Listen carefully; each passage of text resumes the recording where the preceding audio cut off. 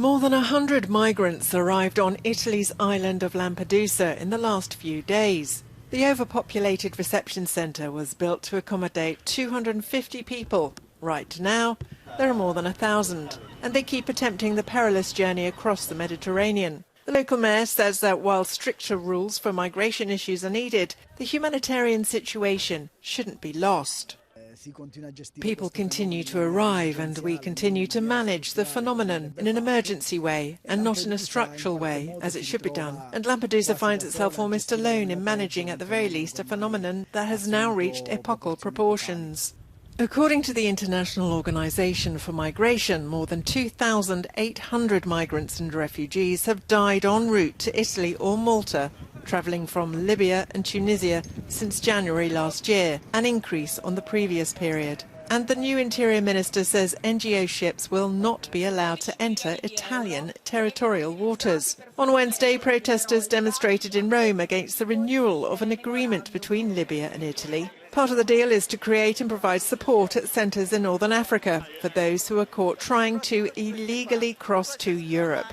However, the demonstrators claim human rights are blatantly violated in Libya at these detention centres. Well, let's go to our correspondent in Rome, Giorgio Orlandi, to find out the latest on Italy's new immigration policy.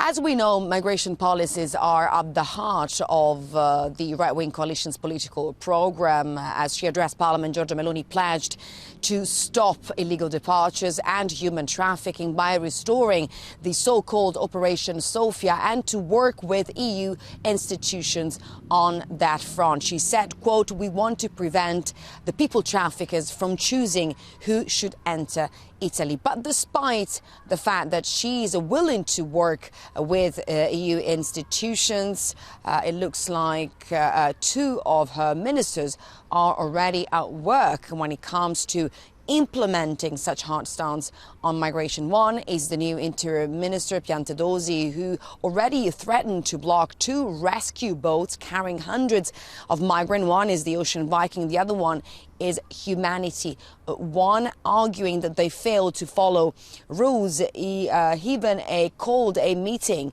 to discuss the matter with the Committee on National Security. The other one is Matteo Salvini, the leader of the League Party, who's been appointed as the new infrastructure minister. He will be responsible to oversee ports across the country, and he already threatened to close ports to prevent migrants from entering the country. And he had a meeting as well with the head of the Italian Coast Guard. Some analysts have suggested that this is Salvini's latest campaign in order to help his party gain more support and to gain those votes as well that it has lost throughout the years.